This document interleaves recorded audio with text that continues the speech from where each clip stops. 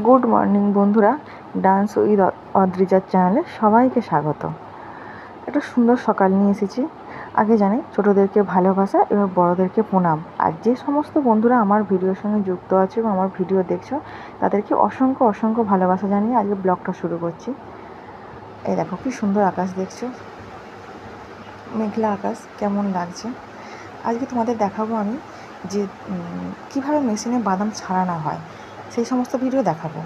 চলো আজকে আমি দুপুরে কী রান্না করলাম সেগুলো আগে দেখিয়ে নিই, কী খাওয়া দাওয়া করলাম সেগুলো দেখিয়ে নিই, তোমাদের ঘরে দেখিয়ে নিই, তারপর যাবো বাদাম কলে। এই দেখো দেখছো কদিন ধরে বৃষ্টি হয়েছে, মাঠে জল জমেছে। আর এই দেখো আমার একটা প্রিয় ফুল গাছ, দেখছো আজকে কতগুলো ফুল ফুটেছে, আজকে অনেকগুলোই ফুল ফুটেছে, খুব সুন্দর লাগছে। চলো বন্ধুরা এবার কি রান্না করে নিই, কী রান্না করলাম দেখাবো, তারপর যাবো বাদাম কলে। তোমার দেখতে থাকো ভিডিও। এই দেখো বন্ধুরা, এটা হচ্ছে সমুদ্রের মাছ। তো মাছটার নামটা আমি ঠিক জানি না, কিন্তু মাছটা খেতে খুব সুন্দর, আমাকে খুব ভালো লাগে। এই যে মাছটা আমি মাখিয়ে রেখেছিলাম, এখন হলুদ মাখিয়ে নিলাম, মাছটা এবার ভাজবো। এই যে হলুদ মাখিয়ে নিচ্ছি মাছটা, এবার আমি মাছটাকে ভেজে নেবো, এটা একটু ঝাল করব। আর এই যে এখানে ইলিশ মাছ নিয়ে এসেছে, এই যে ইলিশ মাছটা এটা ভাপা করবো আজকে। আর দেখো মাছটা আমি ভেজেছি, এগুলো জানো তো মাছগুলো পেটগুলো না সব ফেটে গেছে। এই মাছগুলো এরকমই ভাজলে সব পেট ফেটে যায়। যখন নিয়ে আসবে গোটা গোটা, বেশ যখন বাছবো ধোবো গোটা, আর ভাজতে গেলেই পেট ফেটে যাবে। এবার কড়ায় পেঁয়াজ দিলাম, দিয়ে আমি পেঁয়াজটা দিয়ে মশলাটা করে নিচ্ছি মাছের। পেঁয়াজ, আদা, রসুন, লঙ্কা, হলুদ যেরকম দেওয়া হয় সেই সব দিয়ে মশলাটা করে নিচ্ছি, করে তারপর মাছটা একটু বেশ ঝাল ঝাল মতন করলে বেশ খুব ভালো লাগে। দেখো আমার মশলাটা কষা হয়ে এসেছে, এবার আমি মাছটা দিয়ে ওতে একটু ফুটিয়ে নেবো। ভালো করে মশলাটা কষিয়ে নিয়েছি একটু, আমাকে না খুব মাছটার এই মাছটা না একটু ঝাল মতন হয় বেশ, তবেই খেতে ভালো লাগে। এই যে মশলাটা কষা হয়ে গেছে, এবার মাছগুলো দিয়ে দিচ্ছি, দিয়ে একটু ফুটিয়ে নিয়ে তারপর মাছটা নামিয়ে নেবো। তা বন্ধুরা তোমরা কি এরকম মাছ কোনোদিন খেয়েছো? আর যদি খেয়ে থাকো তো কমেন্টে বলো যে কেমন লাগে, আমাকে তো বেশ ভালো লাগে। এই দেখো মাছটা হয়ে গেছে প্রায় ঝালটা, আমি এবার নামিয়ে নেবো। মাছটা নামিয়ে নিয়েছি, এবার এখানেতে আমি মিক্সারেতে কালো সর্ষে, সাদা সর্ষে, শুকনো লঙ্কা আর এই যে এটা পোস্ত, এটা একটু মিক্সড করে নেবো, কারণ ওই যে ইলিশের ভাপাটা করব আমি এগুলো দিয়েই করি। সাদা সর্ষে, কালো সর্ষে, শুকনো লঙ্কা আর পোস্ত, এই যে আমার মিক্সড হয়ে গেছে। এটা মিক্সারেতে মিক্স করে নিলাম, নিয়ে একটা পাত্রে ঢেলে নিয়েছি। এবার মাছগুলো ওতে দিয়ে মাছগুলোর সাথে মাখিয়ে নেবো। যে ইলিশ মাছগুলো এতে দিয়ে দিলাম, দিয়ে এবার মাছগুলো ভালো করে মাখিয়ে নেবো।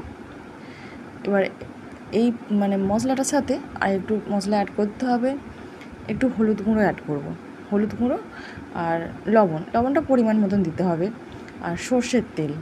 এই দেখো আমি এখানে হলুদ গুঁড়োটা দিয়ে দিলাম, দিয়ে একটু ভালো করে মাখিয়ে নিলাম মশলাগুলো, যাতে মাছের ভিতরে সব মশলাটা ঢুকে যায়। এবার লবণটা দেবো, এই যে লবণ দিয়ে দিয়েছি, লবণটা পরিমাণ মতন দিতে হবে। আর সর্ষের তেল, এবার দেখো এবার সর্ষের তেল দিচ্ছি এতে, সর্ষের তেলটা দিয়ে ভালো করে মাখিয়ে নিতে হবে। আর কিছু কাঁচা লঙ্কা আমি ফ্রাই করে রেখে দিয়েছি, কাঁচা লঙ্কাগুলোকে কেটে রেখেছি, এবার উপরে দিয়ে দেবো। এই যে আমি একটা পাত্রের মধ্যে এটাকে ঢেলে নিয়েছি, মাছের এটাকে গ্রেভিটাকে শুধু দিয়ে দিয়েছি, দিয়ে কাঁচা লঙ্কাগুলো ওপর থেকে দিলাম, দিয়ে আর একটু সর্ষের তেল দিয়ে দিলাম। এবার আমার মনে হচ্ছিলো হয়তো একটু লবণ কম হতে পারে, তাই আর একটু লবণ আমি দিয়ে দিলাম এর মধ্যে।